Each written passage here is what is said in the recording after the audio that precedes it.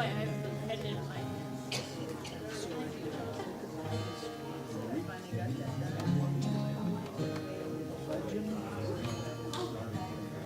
I guess someone must have been like blueprints to Let us sit and talk together. Let me help you understand. Since I know that you are reaching, let me take your hand. I can't see you as you see me, but I see inner sight. It is quiet, it is thoughtful, it is beautiful and bright. Day or night, Night or day, we move forward either way. night or day, day or night, spring or fall into life. this game. Notebook. That's why I'm pen. Some of us see shadow, dim or undefined. Some see color, some see nothing. Many kinds of blind. I am reading with my fingers, seeing with my ears, and my eyes, they are not empty, just like yours, they fill the Day or night, night. we move forward either way. Night or day or night, spring from dark. He bumped his knee. He bumped his knee. When I'm walking in the garden and I smell the fresh green grass, I can tell which birds are singing. Do their colors match their sound? Are we more alike than different? Can we help each other see? Build a bridge of common vision, you to me. Let us sit and talk together. Will you help me understand? Since you know that I am reaching, will you take my hand? Can't see me as So you're retired Good evening. now, so what do you do? Good evening, Radio City. Oh, no, that's not right. Good evening, Solid Grounds. How are you? Good, good. Good. Thanks, everybody, for coming out. Do you know why we're here? Okay. Tonight is poetry and storytelling. And so we're going to have some fun with that. I'm Gil. And I am just letting you know a couple of our basics, as we always do, that we have exits, either that way or that way. Bathrooms are behind the wall. Snacks are in the back.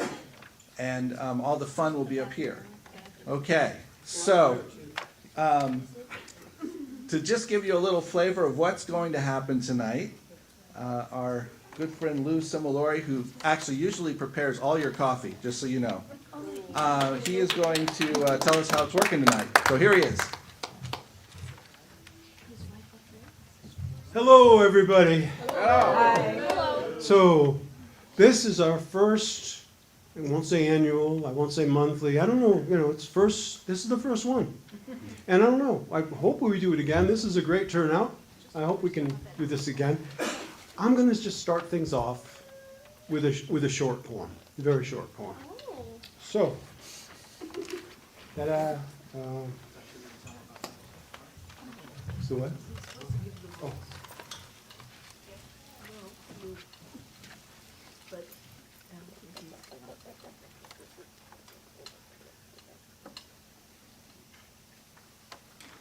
So I decided to use technology. Maybe that wasn't a good idea.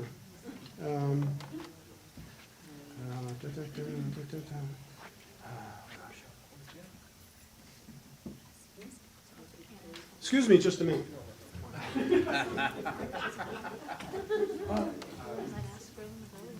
Gil, can you share the rules of the evening?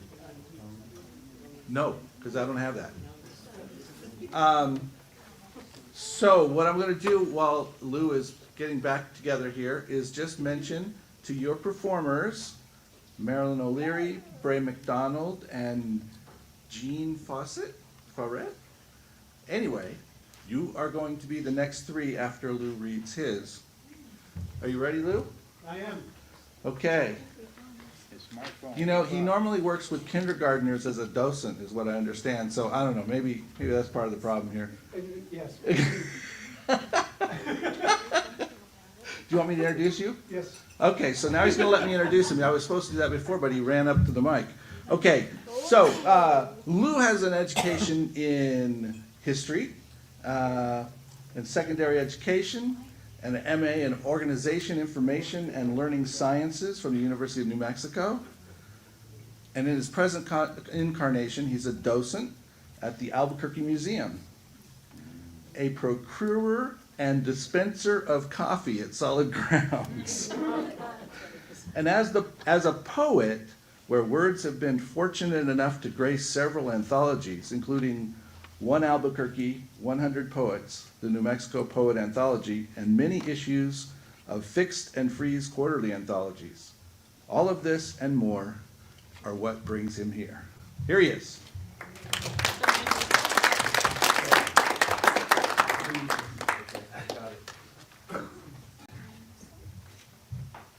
So, as I started out before,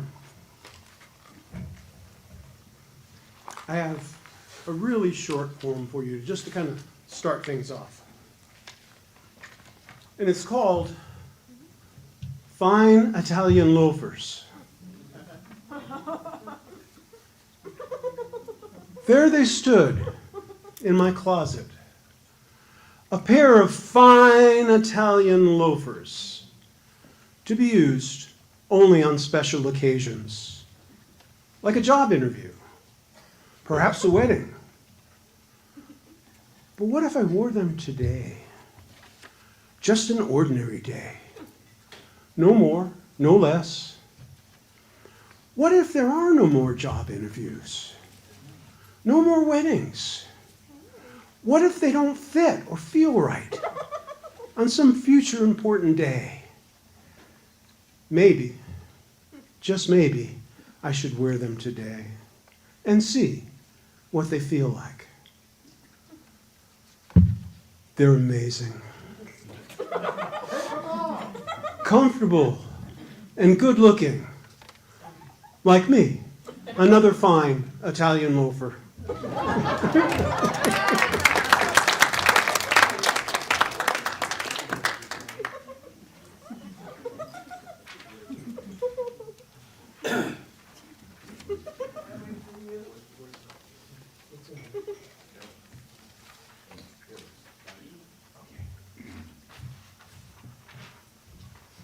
Okay, so after our Italian loafer, we have Marilyn O'Leary, who's going to be up next. Now, Marilyn is a licensed practitioner who counsels, coaches, writes poetry, and collaborates to support people in being the person God intended them to be. Her newest book of poetry, just published, is called Good Bread, and don't worry, it's gluten-free, and is a collection that deals with changes in her life from being a child to becoming an elder. Her books are available here in the Spirit Bound bookstore, and I bet you there's a couple on the back table tonight. So let's welcome Marilyn O'Leary.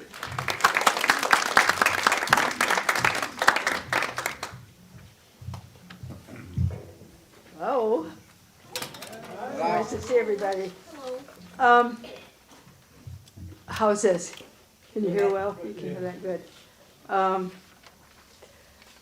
So I was thinking that there would be, for some reason I thought people would be singing before we read our poetry.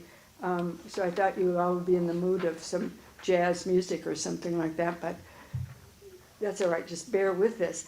I'll start out then by asking you, did anybody here ever see the concert for Bangladesh? Either did you share it? Okay, all right, so you know, anybody else see that? Yeah, it was absolutely wonderful, and I happen to have a CD of it. I went with my brother a long time ago, and I got the CD that I have, and then I looked for another one to give somebody. they're not available, so it's some kind of a, I don't know, collector's item. But anyway, if you went to that concert or any George Harrison concerts or Beatles concerts, maybe you'll kind of get the rhythm of what I was thinking of when I wrote this. And I titled it, How God Made Me. 46 years ago, George Harrison put together a rock concert that I, a 31-year-old girl, mother, matron, former Midwesterner, whose pointy edges were softened by 6 years of New Mexico's sun, sand, and wind, and who had been bewildered and bounced about and battered by the killings of 2 Kennedys and Martin Luther King and the Vietnam War, sat in the Sunshine Theater in Albuquerque with my brother, whom I used to babysit, and we shared a joint and listened to George Wah-Wah. Billy Preston, That's the Way God Made Me. Leon, I Want Some of That Good Stuff. Dylan, Just Like a Woman. And Ravi Shankar and Jesse Ed Davis and Eric Clapton and all of them. And what opened the door for me then? Last night I played my DVD of the concert for Bangladesh and saw how 46 years later the same music made me smile, oh yes, and remember and be grateful to that music and those musicians who, along with me, none of us knew what was coming, but still wanted to say, those of us still alive still want to say, that's the way God made me.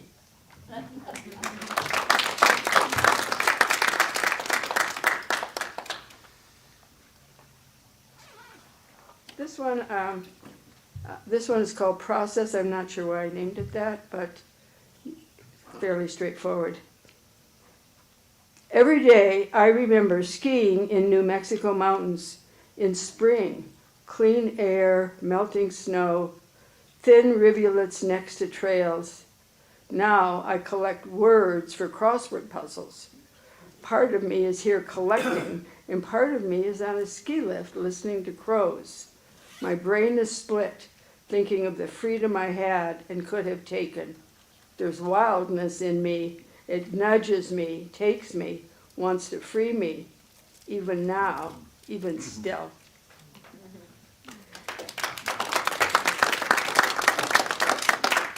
And this is a poem I wrote for my son, Charlie, who was here helping with some things, and I asked him to build a fire in my little fireplace, and he did. He set the fire for me. So the title is For My Son. You set a structure of longish logs in my small adobe fireplace for me to light when it got cold and you weren't here. The flue had a loose handle that I assumed had been closed these wintry months of global warming, but when I opened it, I actually shut it, and smoke wafted out, startling the smoke detector to life. It stopped screeching when I opened a window so that my sister could steal her hands away from her ears. The fireplace was aflame with paper and kindling I lit, hoping the cedar logs would burn too, but they only popped when flames seared them and then retreated into unexpected embers on the length of the logs. Steam from the humidifier surprised me too. I thought it was smoke, but it was cool and almost damp on my dry skin. It's the coldest day of the year, of any on record, with no snow, no clouds, only sun and cold and dryness. Pain in my head tells me the weather is changing, and the meteorologist says this coldest weather alert will be over by lunchtime, so I can have soup and think of you building me a fire to stay warm. Just like you used to buy me scarves and gloves for Christmas when you lived in New Hampshire and I lived in Santa Fe, where we both could depend on a cold winter. I used to ski then, often alone, because that's the kind of family we had. We learned how to be separate because that's what we thought we wanted, and we got good at it. Except that now I needed you to build this fire so that on the coldest day of the year, I can light it in my bedroom and watch it and be grateful for how you still help me stay warm.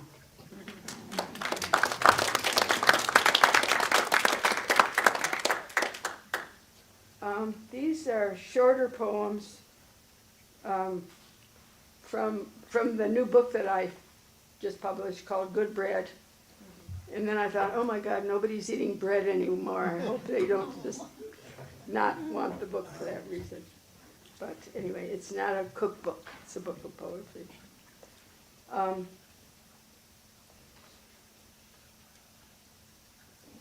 This was one I wrote during the pandemic, and it's called Life Calls.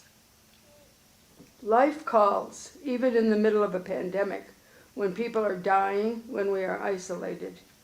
My hair keeps growing, the dog needs grooming, house needs cleaning. The pandemic continues. Life still calls. Lilac bushes bloom. Lilting bird songs trill on and on. We laugh with each other.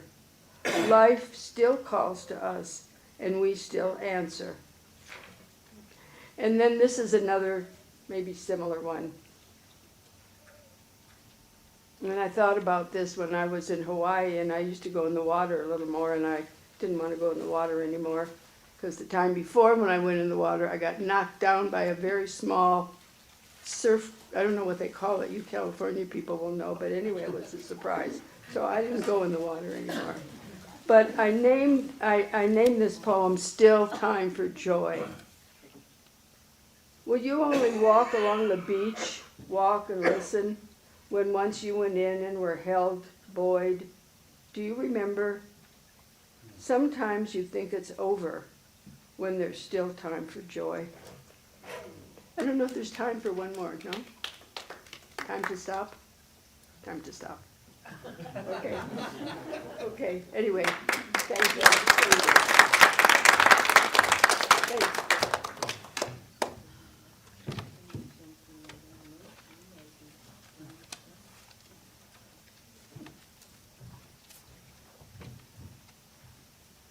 Next, I'd like to introduce my good friend, Ray McDonald.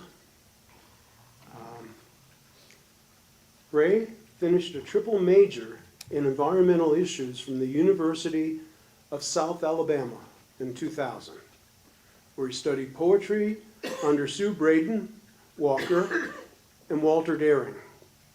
He retired as a senior educator at the Tennessee Aquarium and spends the majority of his time now focused on writing. In the past 5 years, he's had multiple poems published in over 100 journals and magazines in the US, Canada, Germany, and England. Ray McDonald can be reached at braymcdonald@hotmail.com. Come on up, Ray.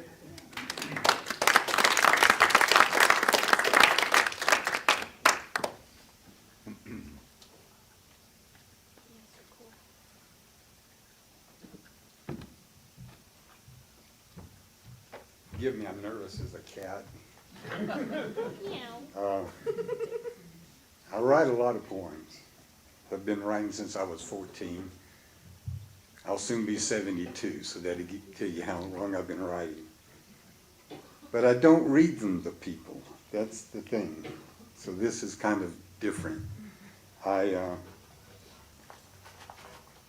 did graduate with an environmental degree. That's what I taught until I retired. So a lot of my poems are sort of environmentally or about nature. But this one is entitled Environmental Educator, Lesson Number 1. A lion has no lap on which to nap. A snake has no leg to break. But they don't pout. They figure it out. Not waste their time on doubt. A cat can't bow wow, and neither can a cow. And a dog can't teach them how. But they don't cry, sit and sigh about what don't apply. You can't unscrew the nose from a shrew, And if you try, you'll find out why. It is something you shouldn't do to a cuckoo, a kangaroo, an emu, a zebu, or a shih tzu. You can't uncork the bill from a stork. For if you're keen, by now you've seen, a bird is not a machine. The Tasmanian tiger can no longer swagger. And there's not left a smidgen of the passenger pigeon. So before you go, I want you to know something that you really ought to know. You can't rebuild a rhino.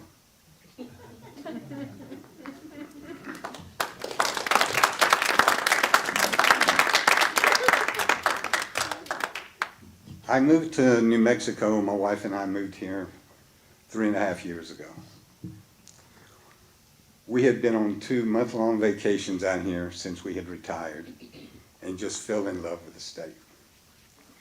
So we found us a house and moved out here, and we haven't regretted it for a moment. My wife is an artist. It has really inspired her for her artwork. She's into art shows now down in Albuquerque. It's amazing how she's gotten into it, and it has really inspired my writing. I've started a book on New Mexico poetry. I hope to have 100 pages before long. It's just that inspiring out here for somebody that's from where you can't see the sky for the trees. And the humidity, don't want you to go outside anyway, so. But this is a little poem. We do a lot of hikes, and this is something that came up to me on one day on one of our hikes. It's called Desert Marigold. The flower seemed startled as we came upon it so suddenly. Its tenacity amid such a harsh landscape awed us. Gold petals beckoning like a lighthouse. It glowed in the dun-draped desert like a halo. It shimmered as a breeze tweaked its dalliance. We were not seeking enchantment, but the flower glazed our eyes and it warmed our spirits. It collapsed our wide vision and narrowed our focus.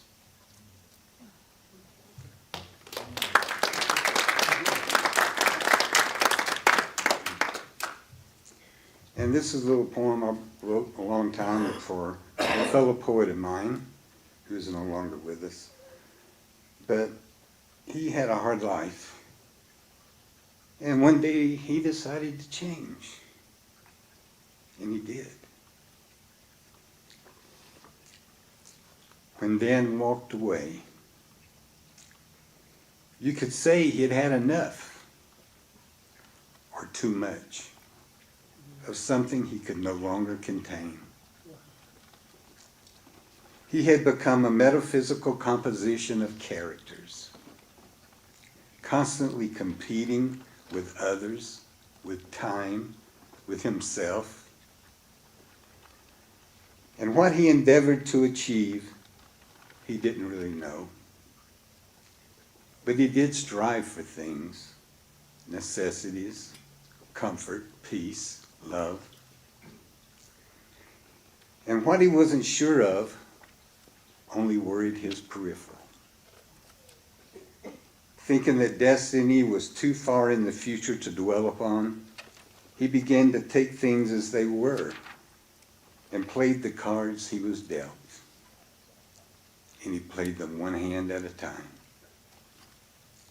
clinging to that long distant availability of hope, thinking that from here, anything can happen. Forgive my shaking. I have a secret tremor. I shake all the time, but I'm nervous too. So.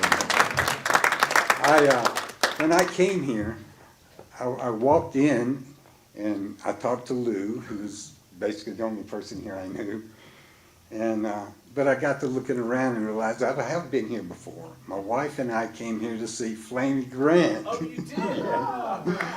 And we so enjoyed it that time. And this is so nice again. It's just, it's nice to have folks like you guys. So I appreciate you inviting me. Thank you.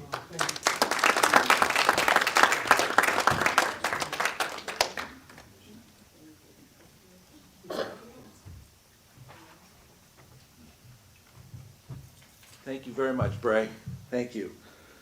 So I'm going to mention right after Jean Favreau, we have Cheryl Ray, Nancy Lecoq, and Karen Stengel. Stengel. Thank you very much. Okay, so you guys get ready. Be ready.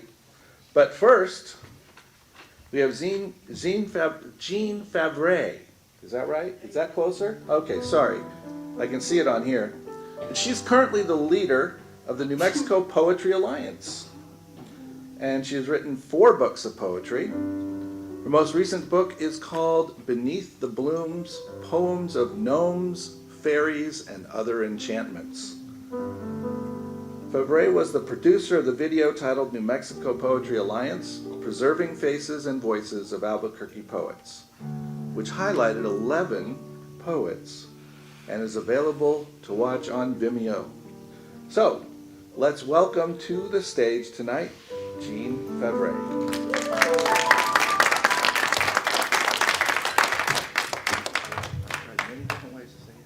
I'll tell them. My name is pronounced Jeannie Favret. Used to be Favre, but Grandpa changed it 100 years ago. So, it's nice to be here. I'm going to read a couple from the new book, Beneath the Blooms. This one's called Fairy Dust.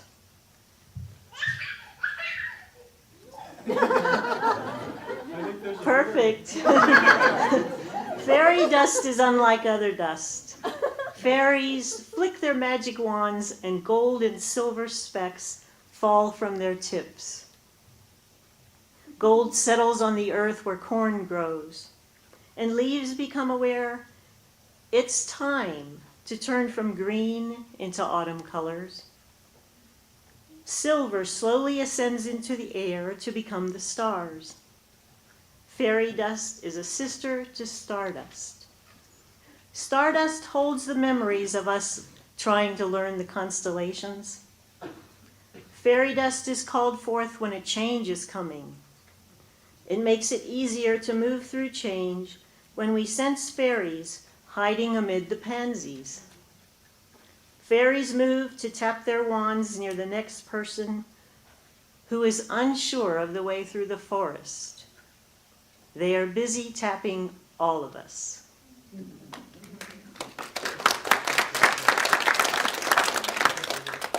And this one's called Get Back to Santa Fe. I want to get back to Santa Fe to feel deserving of diamonds, coral, and turquoise. Get energized with creativity to feel rich for a few days. Brave enough to buy a full-length pink coat I might wear to the opera. Walk around the plaza, try on an overland sheepskin leather coat, touch a Lucchese boot, hunt for antique Mexican Tosco silver in the shop windows of La Fonda, things finer. Stroll down the side streets to discover beauty behind glass windows, trying to find some artifact that says, "This is who I am." Enjoy a museum, so many to choose from. Walk uphill on the canyon road, hear the wind whine, the whirligigs that spin. See the cloudless blue sky that invites me to get back home to Santa Fe.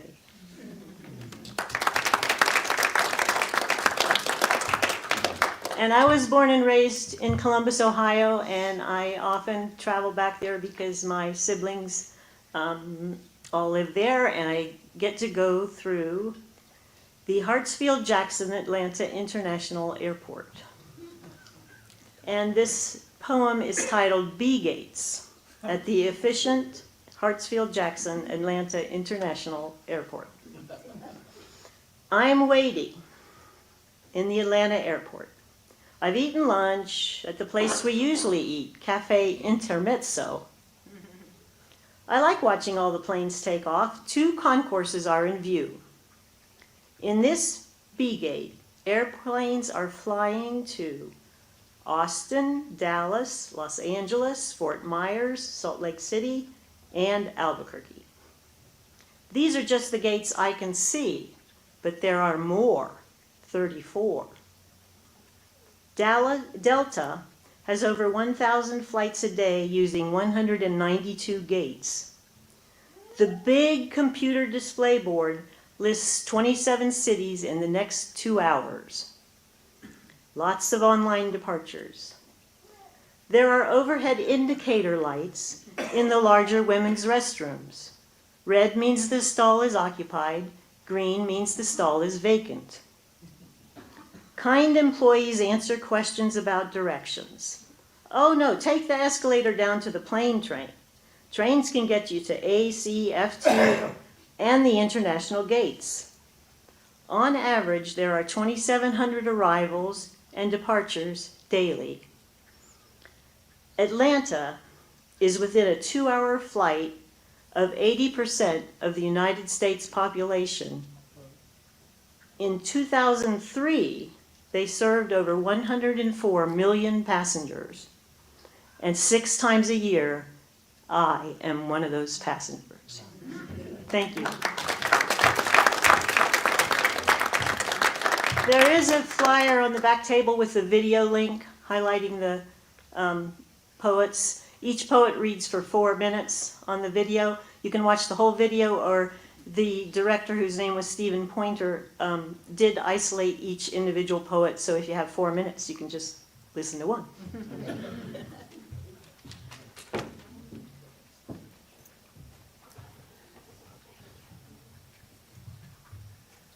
And I want everybody to know, in the back table, we have merchandise from some of the poets. Some of them have brought books that they've written, and they're all available back there.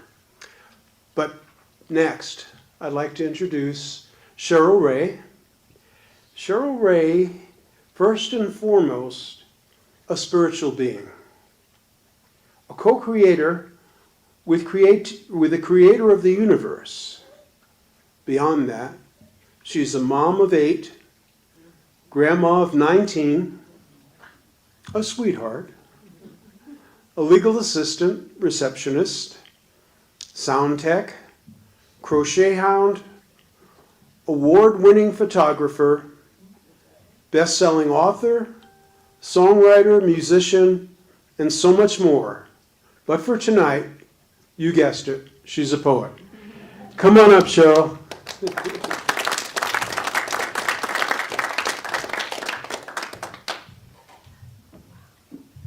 Bet there's some stuff you didn't know about me, huh? I wrote what I'm going to read tonight is actually in the last week and a half, after an interaction with somebody who I have a special relationship with. We'll just put it that way. It's called Up Until Now. I don't know who I am. I don't know what I want. I don't know what I need. I don't know what I think. I don't know what I feel. I don't know what I like. I don't know what I believe. I don't know what to do with my life. My intuition is wrong. It has no logic. God doesn't speak to women, and women should never question male authority. If you don't believe me, ask my father. If you don't believe me, ask my ex. They must create my identity. They must tell me what I want. They must tell me what I need. They must tell me what to think. They must tell me what to feel. They must tell me what to like. They must tell me what to believe. They must tell me what to do with my life. They must interpret my intuition. If you don't believe me, ask them. They'll tell you that I don't know how.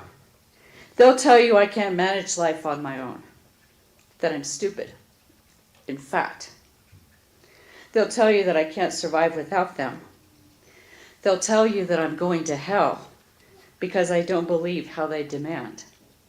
They'll tell you that I don't love them because I don't heed their command. I must let them tell me who I am.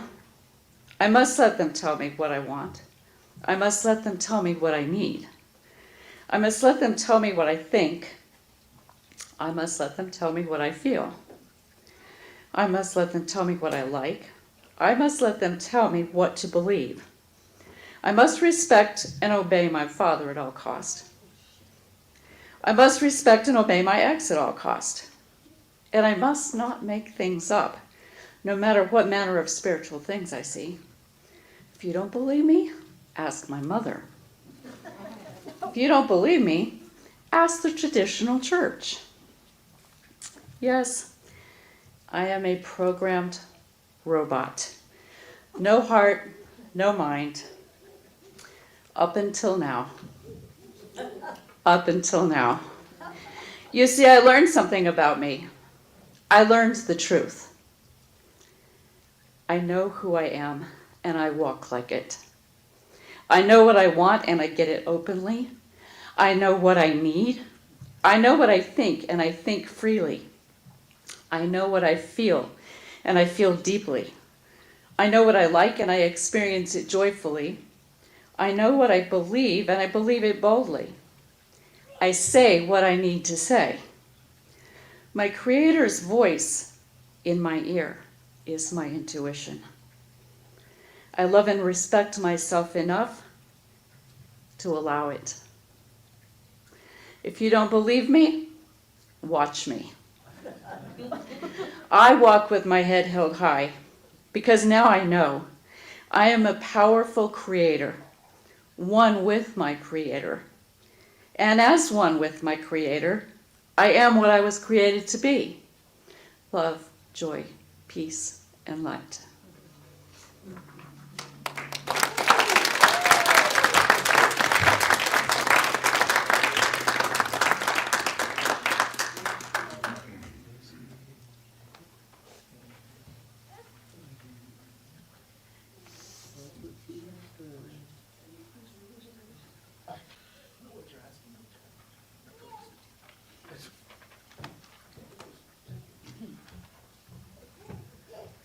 Okay, I am an unplanned moment.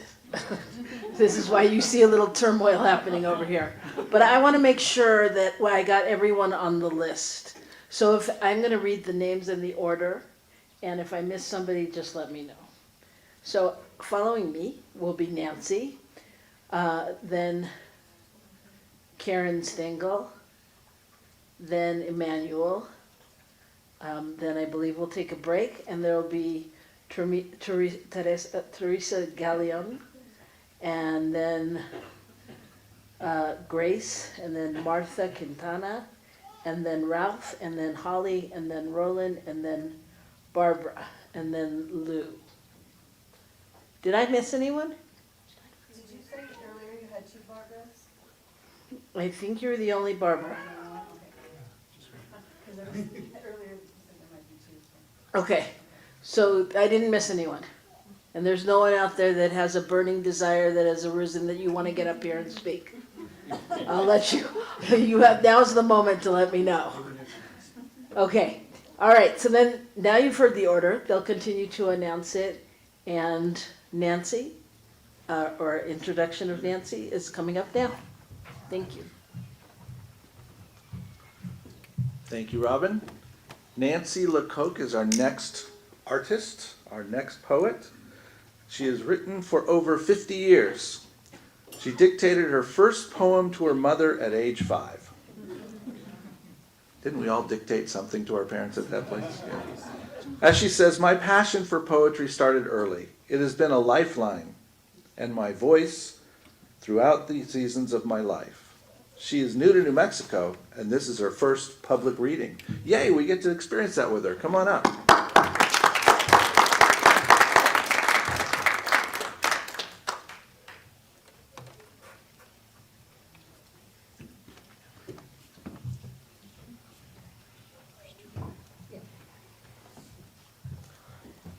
Hi. Like he said, this is my first time reading in front of live people as opposed to my imaginary friends. So here we go. Whose idea was this anyway? If I get quiet sometimes, it's only because I worry about the words I've shared now out of my keeping. Whether written on paper or surely spoken, they were once just my thoughts, and I'm giving them away.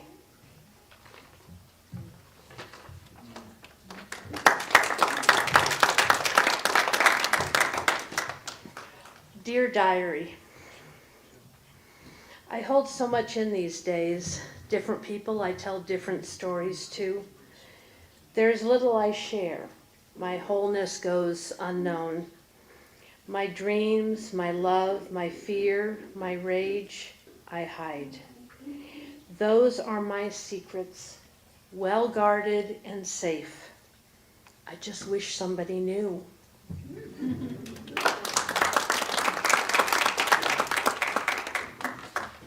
Okay, now the heavy stuff. After years of silence, I can't tell you what I myself can't see. I am in the dark, afraid to open my eyes. I open my mouth, but there are no words left in me. My spirit grows numb as something inside me dies. I've always had this feeling that there's a dark cloud following me. As I'm running away, I look over my shoulder, and there are the same frozen images, clear as can be. The nightmare's unchanged, but I am 10 years older.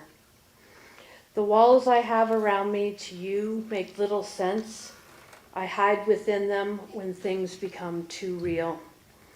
The tears are close, but I am inhibited by your presence. So I smile, for the more I laugh, the less fragile I feel.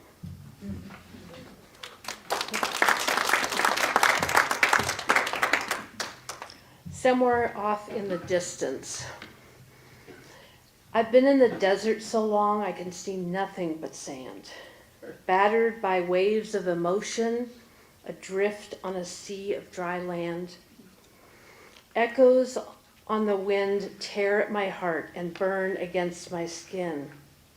The sun causes blisters on the surface, but my blood still runs cold within.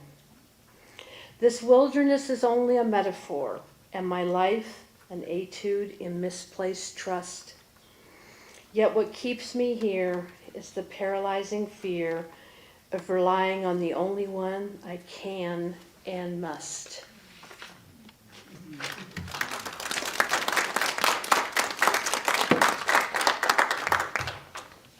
Dad's last visit. I was shocked by his appearance when I first opened the door. I'll always be his little girl, but he's not Superman anymore. Never thought there'd come a time when I'd see my father as old. Gone are the proud shoulders I once feared, but now just long to hold.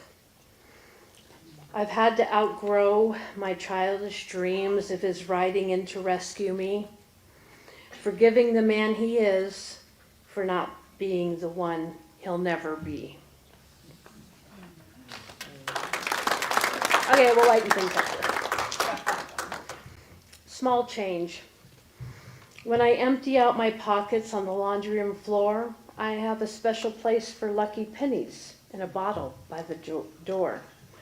The years can change my wishes, and some hopes are not all they seem. Pocket full of pennies, jar full of dreams. Do I have time for one last one? Okay. The long way round. I like to take the back roads home. My eyes and mind wander over all I see. I imagine myself skipping over the vast countryside, weightless as the tumbleweed. The music from the car radio becomes the soundtrack to my unfettered fantasy. Neither time or the expectation of others can dominate who I am or still aspire to be. Even though I always return to a life laden with love and responsibility, I'll never stop painting pictures in my head and letting my words dance for me.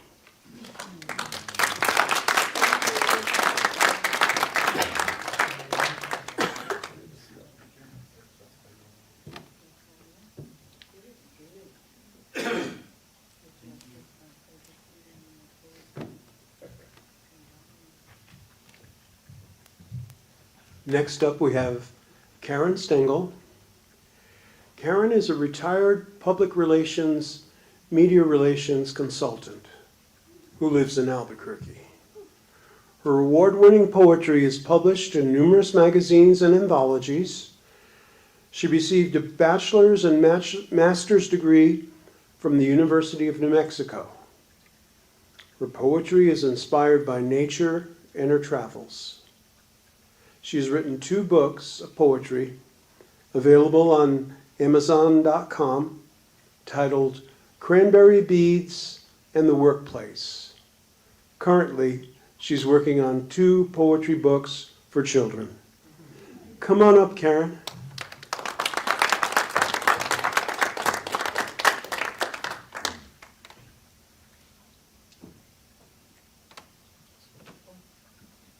A lot of chords up here. Be careful. And my 2 books are available in the back over there if you are interested, if you like what I do. My first one is from Cranberry Beads, and it's called Freeway Frenzy. I used to work in Santa Fe, and I used to drive a lot on the freeway. So this is one of the characters I met one day.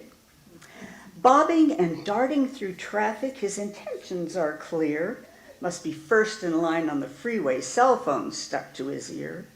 Hurry now, faster, hit the brakes. Cut someone off, can't bear to wait. Bubbling irritation now seethes at his Vanity LA license plate. Subtle maneuver and acceleration now draw close to space. Little red sports car driver is now red in the face. In his tight little box, he has to slow down. Lips seem to utter profanities and choice curse words abound. No blinkers, no manners, no sense of fair play. I helped teach a California driver the lesson of mañana today.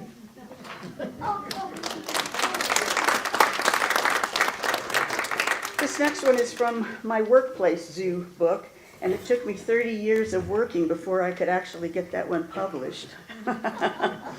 Because, well, they're all fictitious characters, of course. There's a disclaimer to prove that. Okay, if you've ever had a bad boss or an obnoxious coworker or a difficult employee, you will like this book. These zoo animals typically are found in my Workplace Zoo.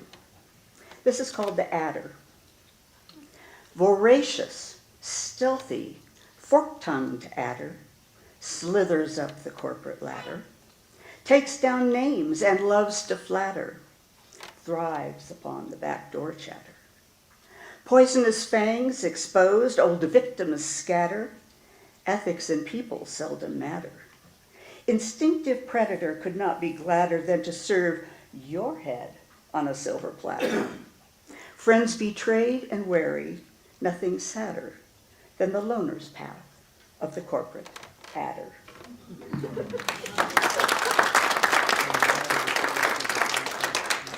This next poem is about White Sands, New Mexico.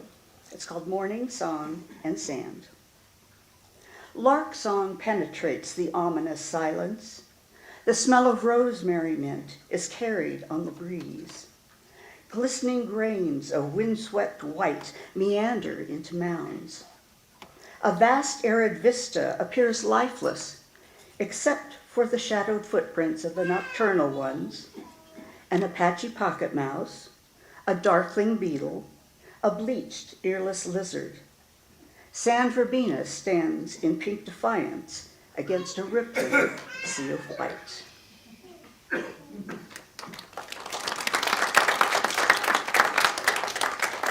This one is called Age is a Matter of Mind. Although the mirror's reflections show more imperfections in need of correction the older I get, I have more affection for my body's collection of mismatched sections the older I get. In retrospection, I have a better complexion, I can handle rejection, and others' detection of flaws in me the older I get. I mean, after all this dissection and acute introspection, who is really perfection without a few injections and facial corrections the older we get?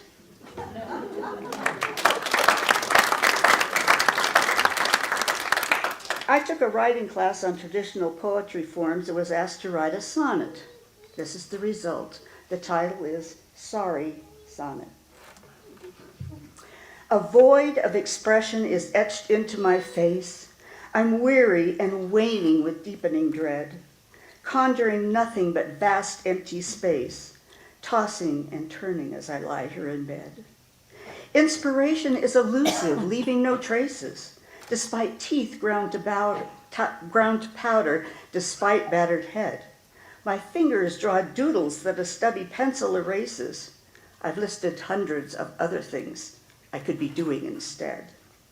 Writhing and wriggling, I check the time again and again. I feel stumped, dumbfounded, shredded, and tired.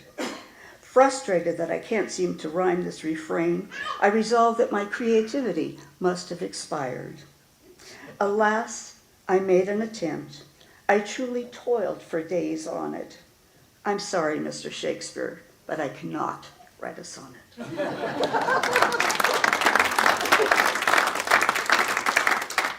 And this last poem is titled Colorblind. From a distance, stunning rosebud stands tall among the other blooms. Delicate pink petals begin to unfold in the sunlight. Upon closer inspection, you notice a bent leaf here, a discolored leaf there, and a thorn or two on the stem. Suddenly the rose is not right. It's not the right shade of pink. Perhaps more mauve, perhaps more coral, perhaps more peach would better suit you.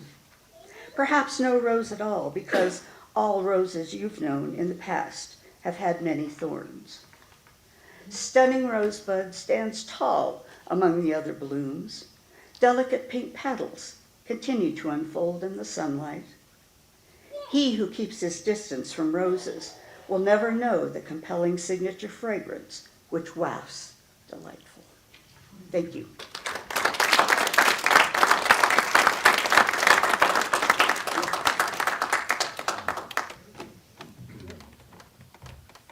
Thank you so much. So it's my pleasure to introduce someone who added on just tonight. Emmanuel Cox is with us tonight. He is a father, he is a husband, he is a student. I think he works, last I checked. And so he's going to come up here and share something. And this is the rumor is he wrote this a while ago. So here he is.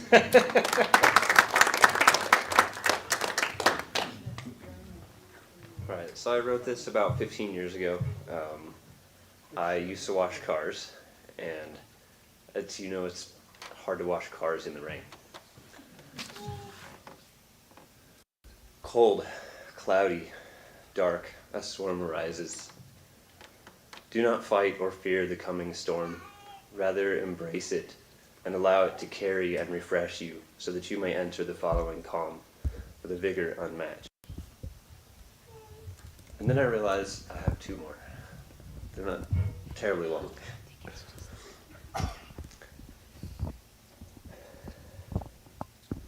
Red Oak. I couldn't sleep this night, so I wrote this in a notebook. I left it here unedited just as I wrote it down. Words burning in my soul. I cannot sleep. My heart is like the aftershock of a storm.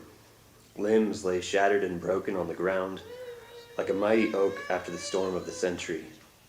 Still standing tall, I seem lighter and yet resilient. Scars remain, though skin quickly covers. Old wounds remain to tell the story a century ago. Remains to be seen what will become of my broken limbs and torn skin, a reinforcement or a weak spot in armor. They may well serve as kindling for a beautiful fire, or possibly be ground to mulch and provide food for a new tree, another oak perhaps, a red oak, to grow tall and live through storms and tell stories of its own someday. And this is a follow-up.